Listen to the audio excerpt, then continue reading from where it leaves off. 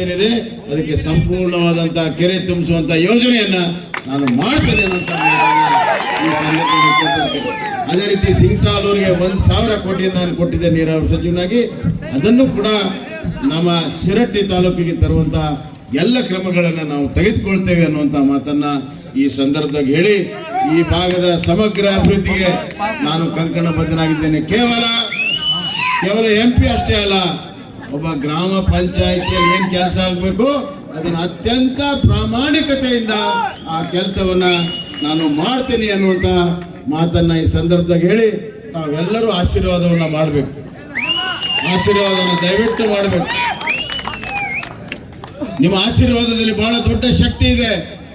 ಈ ದೇಶವನ್ನ ಕಟ್ಟುವಂತ ಶಕ್ತಿ ಇದೆ. ದೇಶಕ್ಕೆ ಉಜ್ವಲ ಭವಿಷ್ಯವನ್ನು ಬರೆಯುವಂತಹ ಶಕ್ತಿ ಇದೆ. ಅದಕ್ಕಾಗಿ ಎಲ್ಲ ರಾಜಕೀಯ ಪಕ್ಷಗಳು ಇವತ್ತು ಮೋದಿಯವರ ನೇತೃತ್ವದಲ್ಲಿ ಬರ್ತಾ ಇದೆ.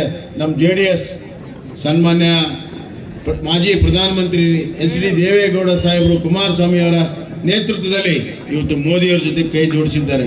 ನಮ್ಮ ಶಕ್ತಿ ಇಮ್ಮಡಿ ಆಗಿದೆ. JDS ಸೇರಿದ ಮೇಲೆ ಬಿಜೆಪಿಯ ಶಕ್ತಿ ಇಮ್ಮಡಿ ಆಗಿದೆ. ಗೆಲುವು ಖಂಡಿತ, ಗೆಲುವು ನಿಶ್ಚಿತ.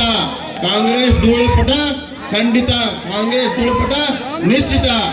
ಆದ್ರಿಂದ ಬಂಧುಗಳೇ, ನಾ ಎಷ್ಟೇ ಹೇಳ ಬಯಸ್ತೇನೆ, ನಿಮ್ಮ ಮತಕ್ಕೆ ಚ್ಯುತಿ ಬರದ ರೀತಿಯಲ್ಲಿ, ನಿಮ್ಮ ಮತಕ್ಕೆ ಗೌರವ ಬರೋ ರೀತಿಯಲ್ಲಿ ನಾನು ಕೆಲಸವನ್ನ ಮಾಡ್ತೇನೆ. ದಯವಿಟ್ಟು ಆಶೀರ್ವಾದವನ್ನ ಮಾಡಿ ನರೇಂದ್ರ ಮೋದಿಯವರನ್ನ ಮತ್ತೊಮ್ಮೆ ಪ್ರಧಾನಮಂತ್ರಿ ಮಾಡಿ ದೇಶಕ್ಕೆ ಉಜ್ವಲ ಭವಿಷ್ಯವನ್ನ ಬರೀರಿ. ಈ ಅನಿಷ್ಟ ಸರ್ಕಾರವನ್ನ ಕಿತ್ತೊಗಿರಿ ಅನ್ನುವಂತ ಮಾತನ್ನ ಈ ಸಂದರ್ಭದಲ್ಲಿ ಹೇಳಿ, ನಮ್ಮ ಒಳ್ಳಮ್ಮ ದೇವಿ ಆಶೀರ್ವಾದ ಇದೆ. ನಮ್ಮ ಸರ್ಕಾರ ಇದ್ದಾಗ 1 ಕೋಟಿ ರೂಪಾಯಿ ನಾವು ಕೊಟ್ಟಿದ್ದೀವಿ. ಅದರ ಅಭಿವೃದ್ಧಿ, ಸಮಗ್ರ ಅಭಿವೃದ್ಧಿಯನ್ನು ನಾವು ಮಾಡ್ತೇವೆ. ಅಷ್ಟೇ ಅಲ್ಲ, ಇನ್ನ ಹಲವಾರು ಕ್ಷೇತ್ರಗಳ ಅಭಿವೃದ್ಧಿ ನಮ್ಮ ಕೈಯಲ್ಲಿದೆ. ಆ ಎಲ್ಲ ಕೆಲಸ ಕಾರ್ಯಗಳನ್ನು ಮಾಡ್ತೇನೆ. ಅಮೃತ ಕಾಲ ಬರ್ತದೆ, ಎಲ್ಲರ ಒಳ್ಳೆ ಕಾಲ ಬರ್ತದೆ. ದಯವಿಟ್ಟು ಆಶೀರ್ವಾದವನ್ನು ಮಾಡಿ ಅಂತ ಕೇಳ್ಕೊಂಡು ನನ್ನ ಮಾತನ್ನು ಮುಗಿಸ್ತೇನೆ.